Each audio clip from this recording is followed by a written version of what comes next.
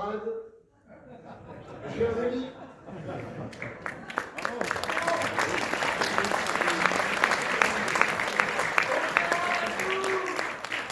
nous vous avons invité, Georges et moi, et vous êtes venus. Vous avez quitté vos postes de télévision malgré la présence de Charles III d'Angleterre, qui venait visiter Paris, pour vous inscrire en ligne. Vous êtes venus des quatre coins de l'Hexagone malgré l'organisation d'élections sénatoriales. Vous êtes là malgré la venue du souverain pontife qui a fait halte à Marseille pour rappeler aux Européens que nous sommes tous frères. À Nîmes, ville au passé romain prestigieux, nous ne fraternisons pas, mais nous sommes entrés en citoyens et peut-être ressortis en compagnons. Nous avons débattu justement ce qui relève de César, et uniquement de César, et notamment de la question migratoire, sans oublier du reste que l'Empire romain a disparu car il avait des frontières mal gardées.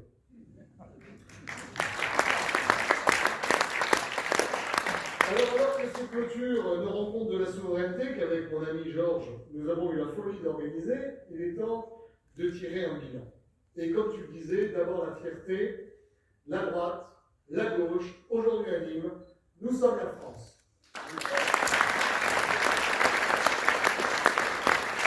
Ces rencontres n'ont été possibles que grâce à une multitude de gens qui ont été cités par Georges côté République souveraine. Et je voudrais remercier ces bénévoles qui, pendant de longues semaines, de longs mois, parfois tardivement, ont dû régler un à un tous les problèmes organisationnels de deux équipes qui ne se connaissaient pas. Alors merci à Christophe, à Léonard, à Bernard, à Blandine, à Frédéric, à Gaëtan, à Anne-Marie, à Louis et à tant d'autres que je me semble citer. Je vous remercie de votre côté.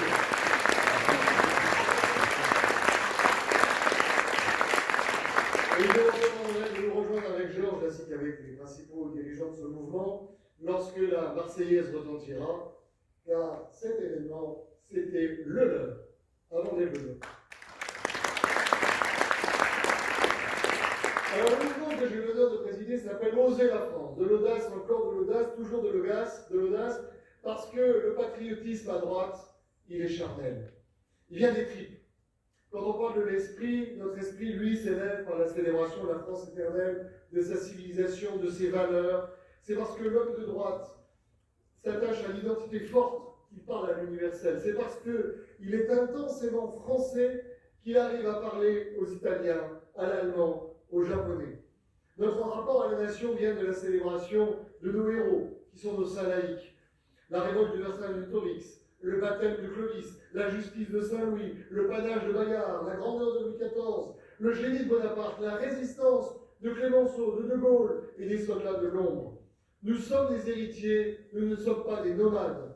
Et nous entendons protéger les racines de notre pays parce que nous sommes profondément allergiques à toute tentative de déconstruction, de repentance ou de salissure. Oui, à droite, nous vivrons encore le cercle de race. Enfin, à côté, le mouvement de Georges s'appelle République souveraine. J'en parlerai sans doute avec des mots plus maladroits, parce que c'est moins ma culture. Mais je vous donne mon approche de ce que la gauche est. À gauche, on aime parler de république, de laïcité, de droits de l'homme, parce que, au fond, la grande bataille, c'est celle de l'égalité humaine. C'est celle qui est menée sans distinction de race, de peuple ou de religion. L'homme de gauche accède à l'universel par la communion humaine, c'est-à-dire par la chose publique, par la res publica. Son républicanisme est tripade. Il réagit à l'injustice, au péril, notamment les extrêmes, et aux inégalités. Son esprit est celui d'un citoyen et d'une culture de tolérance et de fraternité. Qui parmi vous ne se souvient pas avec émotion de la fête de la Fédération? Alors vous aurez reconnu, glissé au milieu de mon petit descriptif, une allusion au célèbre propos de Marc Bloch. Marc Bloch dont, justement, des Républicains des deux rives avaient pris le nom pour fonder en 1998 de mémoire une fondation qui aujourd'hui porte le nom de Fondation du 2 mars et à laquelle appartenaient des gens aussi divers qu'Elisabeth Lévy, Henri Guénaud, je crois d'ailleurs peut-être Marie-Françoise Bechtel, Jacques Nicolas, Emmanuel Todd. Parce que depuis le début de la bataille de Maastricht, qui est la mère de toutes les batailles, flotte sur le champ de la souveraineté un fantôme d'une grande idée, la réunion des deux rives. J'oserais même qu'un spectre hante l'Europe, le spectre du souverainisme. Non, je n'ai pas lu Lénine, Georges, mais j'ai quand même quelques éléments de culture. Dans les temps anciens, sans doute qu'un Merlin aurait annoncé une prophétie comme quoi celui ou celle qui reforgerait l'épée du gaullisme avec les tronçons éparpillés à droite ou gauche deviendrait le paladin de la nation. Les plus érudits se souviendront du Conseil national de la résistance et se rappelleront que c'est effectivement cette union sacrée qui a permis de laver l'honneur de la France après la période noire et collaborationniste de Vichy. Nous n'avons eu pendant ces 2 jours qu'une ambition plus modeste, car Dieu merci, nous ne sommes pas en guerre. Qu'on se parle et qu'on parle de la France. Faire débattre Nicolas Dupont-Aignan, Henri Guénaud, Valérie Boyer, mais aussi Charlotte Girard ou François Coq était une idée audacieuse. C'est tellement plus facile de parler de souveraineté tout seul dans sa cabine téléphonique, dans sa petite chapelle. Depuis Philippe Séguin, on parle beaucoup des deux rives, mais il existe peu de ponts qui les relient, et beaucoup d'archipels sur le fleuve. Et depuis la défaite, effectivement, de Jean-Pierre Chevènement en 2002, entre ces deux rives, c'était plutôt le pont Bénézé, le célèbre pont d'Avignon. Ça a été coupé en deux, qui ne traverse rien, et où parfois on chante et on danse. Reste que, bien avec Georges, nous avons bâti un pont du Gard, lorsque ces deux rives se sont rencontrées. Et ces deux rives, se rencontrer, c'est aussi utile. Ça n'est pas seulement pour, je dirais, la nostalgie de la mystique des années 90, qui parleront très peu finalement à beaucoup d'entre nous. En 2027, les héritiers d'Emmanuel Macron comptent sur la qualification de Marine Le Pen pour repasser. Je dois vous dire que c'est profondément déprimant. Et je crois que depuis Marie, pour survivre, la droite doit s'ouvrir et peut servir de noyau de résistance pour faire tomber la coalition hétéroclite et improbable qui va de Sacha Houlier à Gérald Darmanin. Et je crois qu'en face, la gauche ne peut pas se contenter d'être la roue de secours, la petite réserve d'Indiens qu'on sort une fois tous les 5 ans pour voter Carib contre Silla. Je crois que la défense de la nation et de la République nous oblige. Alors oui, cette ambition modeste, ce rendez-vous très simple que nous avons fixé, est au service d'un idéal qui nous transcende. Réagir à la dégradation et au déclin continu qui frappe notre pays. Il faudrait être aveugle pour ne pas voir que le phénomène s'accélère chaque année. Et nous pourrions discuter à l'infini de la hiérarchie des symptômes. Il y a ceux qui vont vous dire, mais c'est une crise identitaire. Et effectivement, ils n'ont pas tort. Comment ne pas se lamenter quand vous vivez dans un pays qui ne s'aime plus, ou qui veut vitrifier ou annuler ce qui fait son histoire, sa tradition ou sa culture? Comment ne pas être inquiet quand vous voyez des cultures étrangères qui imposent des choses qu'on n'avait plus vues sur ce territoire depuis 4 ou 5 siècles? Comment ne pas réagir lorsque vous voyez effectivement le problème de l'islamisation qui pose un redoutable problème politique, social et culturel dans un pays laïque, sans parler de l'immigration? Nous avons ceux qui sont pénalisés par la crise sociale et ils ont raison. Comment ne pas avoir le vertige quand vous allez au supermarché et que votre paquet de biscuits est passé de 1,50 € à 4 € en moins de 3 semaines? Et que votre fils vous dit, on ne va pas acheter le paquet de biscuits. Et malheureusement, il n'y a pas que le paquet de biscuits, il y a tous les prix alimentaires. Et il y a également, vous le savez, l'impossibilité de devenir propriétaire, la grande pauvreté, la difficulté des associations humanitaires. Les gilets jaunes n'ont pas été un phénomène anodin, c'est une secousse sismique. Et vous le savez, les secousses, il peut y en avoir plusieurs jusqu'à ce qu'à un moment donné, il y ait un tremblement de terre sur lequel l'échelle de Richter sera peut-être trop courte pour mesurer l'amplitude. Il y a ceux qui préféreront parler de crise démocratique, ils pointeront l'abstentionnisme, la haine des élus, la polarisation des idées, le recul de la tolérance, le couronnement de la vulgarité, l'anonymisation de la société politique, la morandinisation des idées. Alors je pourrais poursuivre ma litanie, parce qu'un éléphant, vous pouvez le voir depuis la trompe, depuis les pattes, depuis l'arrière, depuis l'avant, ça reste un éléphant. Et je vais vous dire, crise de société avec le repli sur soi, la multiplication des communautés, crise de l'intelligence avec la communication omniprésente, le vide médiatique à combler, crise de l'autorité, crise du religieux, crise de la spiritualité, affaissement intellectuel de l'Occident, qui sans doute ne s'est jamais remis d'avoir accouché des pires abominations du siècle dernier, alors qu'il croyait tant au progrès. Nous hésitons à croire en nous, et cette crise, elle résulte aussi de l'envahissement de la sphère marchande et de son corollaire néolibéral à toutes les activités humaines. Tout se paye, tout se vend, tout se transporte, y compris les enfants et le sang humain.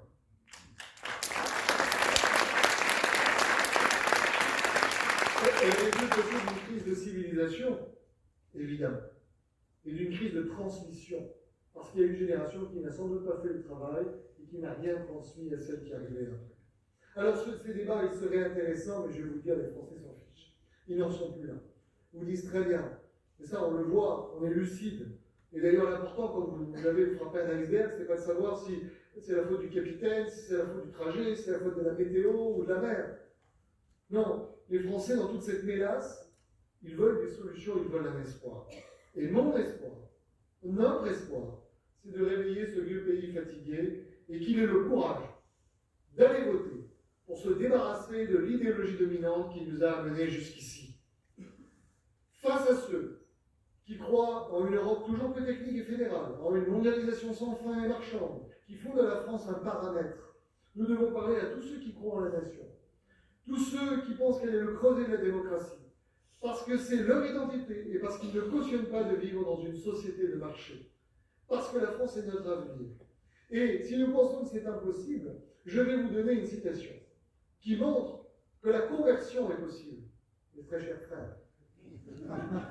Savez-vous qui a écrit « La lacune volontaire du projet européen est le refus obstiné des pères fondateurs de définir les frontières et de se donner les moyens de les faire respecter.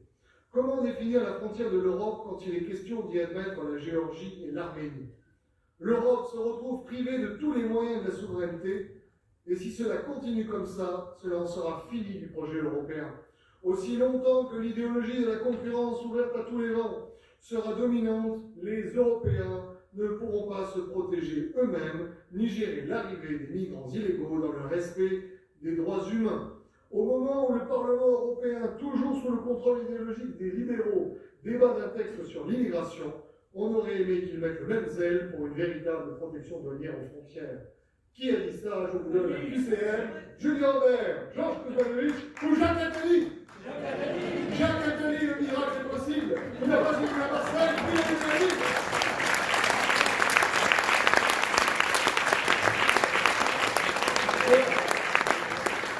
La question maintenant, c'est que fait-on? Mais tout d'abord, on réfléchit aux alternatives de fond. Oser la France proposera le 22 novembre prochain, qui est la date de notre anniversaire, date de naissance du général de Gaulle, parce qu'on ne célèbre pas la mort. Oser la France, on célèbre la vie. Eh bien, un livret bleu sur l'Union européenne. Et je crois que, depuis nos rives respectives, nous devons exiger des positionnements clairs des partis en présence sur le problème européen, en commençant par dissiper la mystique franco-allemande. Paris me fait penser à un soupirant civilisé qui vanterait la monogamie dans un phalanstère tribal et sauvage où l'on pratiquerait l'amour libre.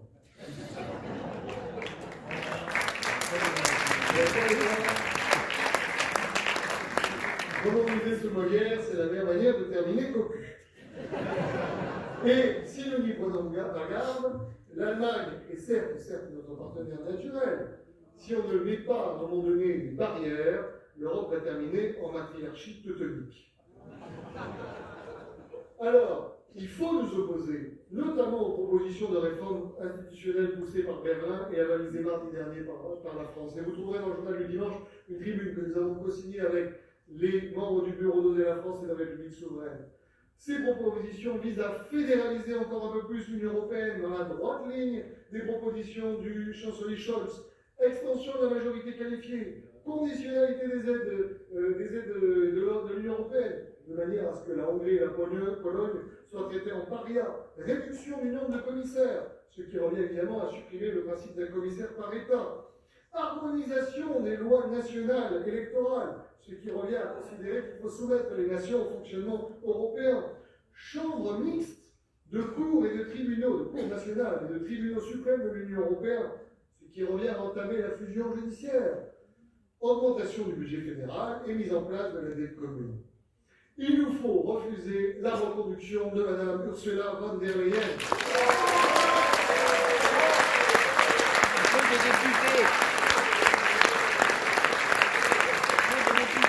Il y avait un politicien romain qui mémoire s'appelait Caton l'Ancien, qui terminait toujours ses discours avec Delenda nostra est Carthago.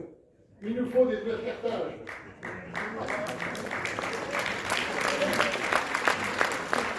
Delenda est nostra wokismo. Il nous faut aussi détruire le wokisme. Moi, je vous propose de prendre le bulletin de notes de Mme von der Leyen qui propose donc de passer en classe supérieure.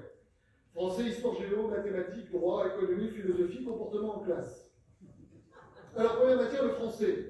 Alors, je sais que pour une Allemande, c'est une matière optionnelle, mais pour nous, Français, elle est vitale. L'usage systématique de la langue de Shakespeare dans la communication officielle de la Commission, et notamment ce qu'elle appelle son The State of the Union Speech, n'est-ce pas, l'histoire de singer l'Amérique, fait que sur cette matière, Mme von der Leyen ne peut pas être notée puisqu'elle ne s'est jamais présentée en cours, donc 0 point. Seconde matière, histoire géo. Alors, la géographie, Mme von der Leyen adore ça.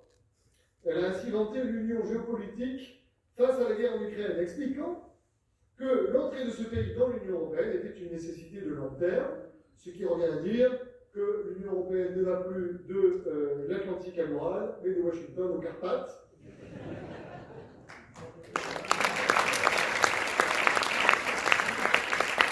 On va dire aux Carpates, mais ça n'est pas dans mon discours. Une grande zone commerciale sous protection de l'OTAN, les Américains en ont rêvé, Mme von der Leyen l'a imaginé. Quelle courte vue. Comment ne pas imaginer qu'en faisant rentrer un pays belligérant avec la Russie dans l'Union européenne, tout ça ne va pas mal se terminer. Et c'est là où on arrive sur l'histoire. Parce que quand on écoute Mme von der Leyen comme le chancelier allemand, ils sont persuadés que l'Europe c'est la paix, et que donc en intégrant l'Ukraine, on va stabiliser le continent, comme étant un contresens historique. L'Union européenne n'a pas fait la paix. L'Union européenne a été possible parce qu'ils avaient peur de Staline, et qu'ils ont compris qu'il fallait à un moment donné se réunir pour arriver à causer. Et donc ils ont inversé les causes et les effets. Moralité, géographie, connaissance approximative, arrêtez de travailler sur des cartes américaines datant d'avant le mur de Berlin.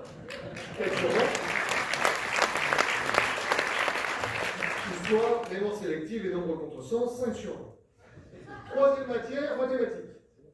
Madame von der Leyen sait compter, mais mal.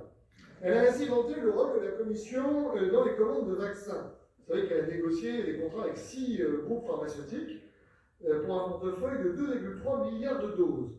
Problème, il semblerait qu'on ait payé 2 fois. Une première fois la recherche et une deuxième fois les vaccins, en sachant qu'en plus, nous avons acheté à prix d'or ces doses et que Mme von der Leyen et le PDG de Pfizer ont négocié, on se souvient d'avoir négocié un contrat contre le Covid par SMS pour un montant de 35 milliards d'euros, une violation évidemment des règles éthiques de la Commission, mais aussi une véritable bourde financière, puisque les doses ont été négociées 4 euros plus cher l'unité pour 1,8 milliard de doses. Ça fait 7,2 milliards d'euros, c'est l'équivalent du plan hydrogène français. Alors certains, évidemment, ont cherché à refaire les calculs. Mais le Parlement s'est heurté à l'opacité des négociations. On ne sait pas qui a négocié, on ne sait pas comment. C'est bien dommage, parce que l'un des 7 négociateurs, qui est un Suédois, s'est trouvé être l'ancien directeur de la Fédération européenne de l'industrie pharmaceutique, ex-employé de Roche et de Novartis.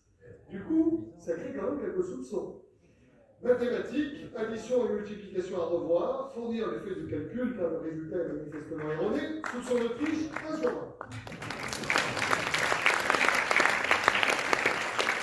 Quatrième matière, le droit européen.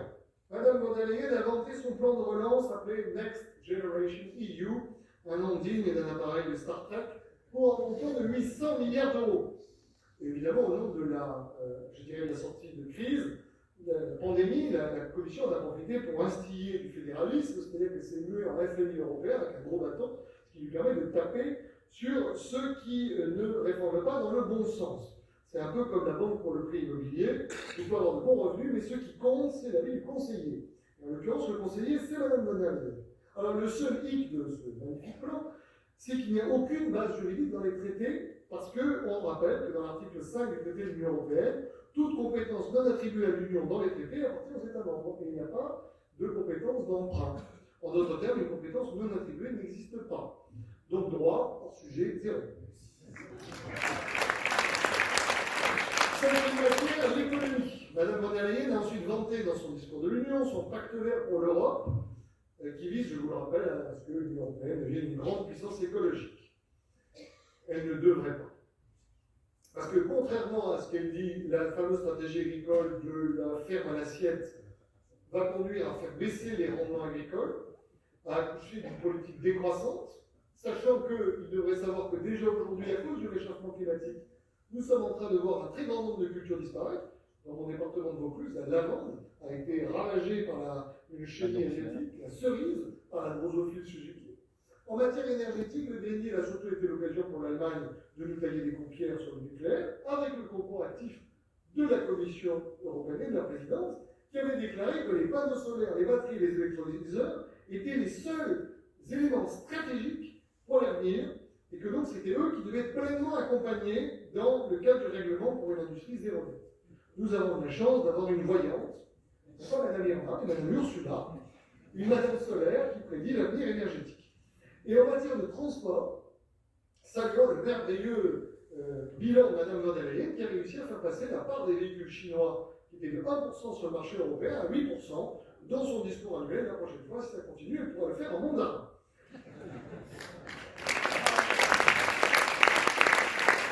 L'économie va réviser les théories de la croissance et du commerce, 6 sur 20. J'ajoute d'ailleurs du reste qu'il n'y a pas seulement le Green Deal. Je vous rappelle quand même qu'elle a violé les règles du marché européen pour faire entrer la volaille ukrainienne, plus 12% quand même sur le marché français en 2022. Sauf que ce qu'on ne sait pas, c'est que l'entreprise MHTSE, qui est dirigée par un oligarque ukrainien proche de M. Zelensky, qui a vu au passage ses revenus bondir de 148% quand même en une année, eh bien, quand vous regardez l'actionnariat et l'exécutif, tenez-vous bien, ce sont des Britanniques, des Norvégiens, des Américains, c'est-à-dire uniquement ce qu'on appelle autrefois les non-communautaires. Donc on a tué les entreprises de l'Union européenne pour permettre à ceux qui ne sont pas à l'extérieur du marché de faire des progrès. Sixième matière, la philosophie. Alors, passe encore qu'elle soit fédéraliste, mais sa philosophie est manifestement antidémocratique. Elle s'est ainsi spécialisée dans le harcèlement de la Pologne et de la Hongrie. La conditionnalité a notamment été utilisée en invoquant la protection des droits LGBT, la corruption, les inquiétudes sur l'état de droit. Le seul problème, c'est que M. Orban, lui, a été réélu magistralement. Et donc, en se permettant d'attaquer des lois votées par des parlements nationaux, Mme von der Leyen s'est arrogé un rôle qu'elle ne peut pas avoir. Et j'ajoute à titre personnel que nous sommes beaucoup en Europe à estimer que la marche forcée vers l'inclusivité sur le genre, la sexualisation de tous les aspects de la vie ou de la lutte contre l'hétéronormativité, eh bien, n'ont rien à voir avec les droits de l'homme, mais relèvent plutôt d'une approche militante, que si on pouvait laisser nos gosses à l'écart des délires des adultes, ils auront tout le temps à 18 ans de déterminer s'ils veulent changer de sexe ou pas.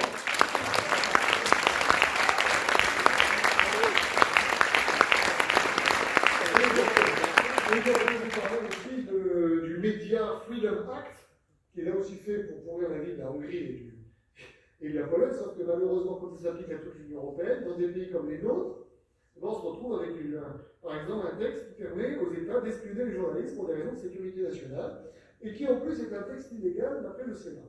Donc philosophie, je vous conseille de relire Montesquieu, Tocqueville, peut-être 1984, ça lui fera pas de mal. Et du coup, quand je vois que le Sénat français attaque Media Freedom Act, je me dis que pour le droit européen, j'avais mis 0, mais il faudra peut-être regarder une note négative quand même.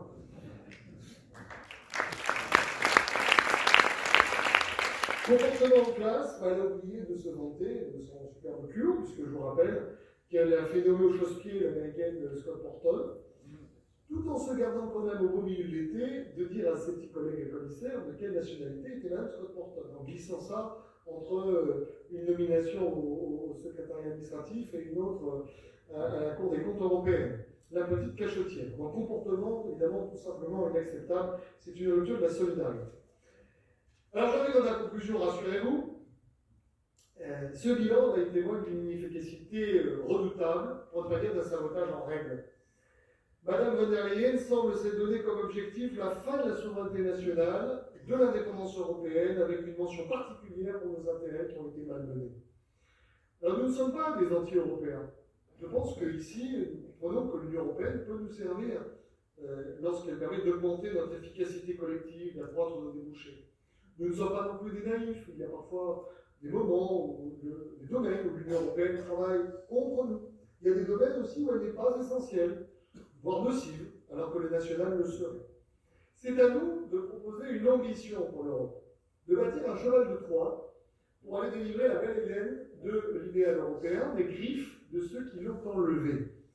À nous de nous affranchir du terrorisme intellectuel appliqué par les alcoolo-fédéralistes anonymes, qui fait que le mot de souveraineté ou d'intérêt n'est acceptable que si on le blanchit derrière avec le mot européen. À nous de défendre la France à travers le combat pour l'Europe, où que nous le menions. Pierre Mendès France s'exprimait en ces termes. On parle souvent de choix. J'ai fait le mien, je choisis l'Europe, mais je veux les conditions de son succès, qui sont aussi les conditions du renouveau de la France. Et pour ceux qui sont évidemment forts en histoire, vous aurez reconnu un passage du discours de Philippe Séguin qui m'aurait été difficile de ne pas citer aujourd'hui. Oui,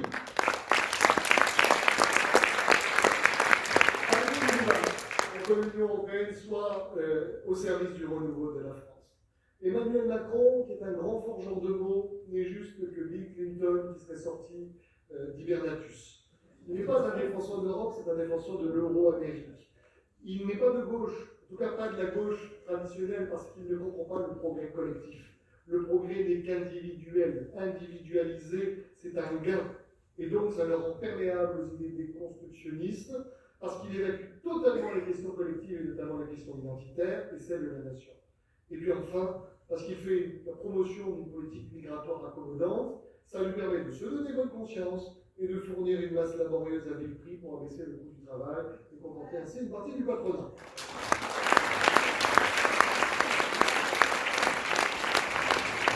Quant à la droite, qui rejoint Emmanuel Macron, c'est la droite des comptables.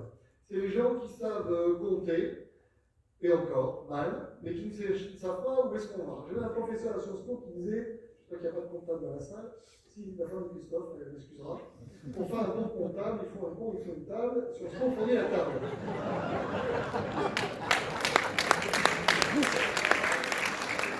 Oui, la France attend une alternative qui soit conforme à notre histoire républicaine et à notre identité française. Une force de réaction, mais aussi insoumise, car elle devra être prête à défier le système. La nation française a inventé quelque chose d'unique, l'assimilation républicaine de tout homme ou de toute femme, à partir d'un socle de valeurs laïques, adossé à une culture judéo-chrétienne que le monde nous envie. Et c'est ça qu'il faut sauver, cette alchimie si sensible et si particulière.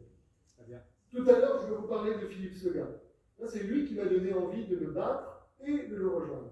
Je me suis éveillé à la politique lors du débat de Maastricht. Pour la première fois de ma vie, j'avais 12-13 ans, j'ai vu mon père et la mère se disputer dans la voiture alors qu'ils votaient toujours pareil. Et ça m'a interrogé, je me suis dit, mais alors il y a des choix différents, mais alors de quel côté suis-je? Du côté de mon père ou du côté de ma mère? Et donc j'ai quand même écouté les arguments et je me suis passionné pour cette campagne. Ça m'a intrigué et j'ai vibré au réveil de la nation. Lorsque la charge de cavalerie de Philippe Séguin, Jean-Pierre Chevènement, Charles Pasqua, Philippe de Villiers a fait trembler les murs des corps constitués. J'ai compris que leur cause était juste. Et malgré les reniements, les mensonges et les boniments, ils avaient raison. Un vieux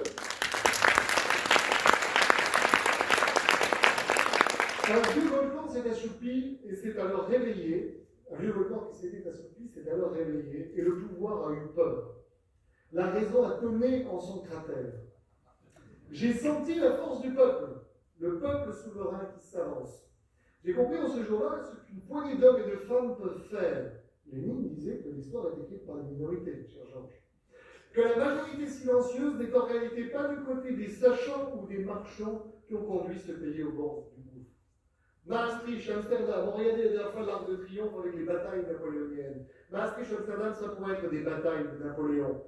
Ce n'était que les premières batailles de la guerre de la souveraineté, car la guerre de la souveraineté aura bien lieu. Et nous avons perdu une de bataille, mais pas la guerre qui sera longue. Alors, à nous d'entrer dans la carrière et d'imiter les vertus de nos aînés. Pour cela, il faut que ce débat initié aujourd'hui perdure pour que vive la République et pour que vive la France. Bravo!